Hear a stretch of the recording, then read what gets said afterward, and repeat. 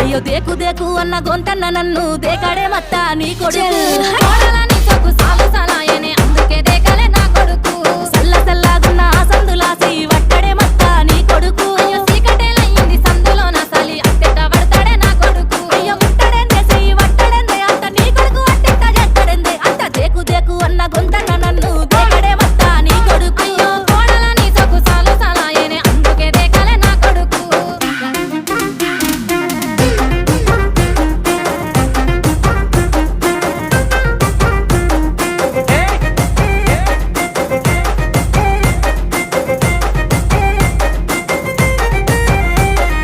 నీళ్లు పోసి వెంచిన పూలను పట్టించుకోడత్తా నీ కొడుకు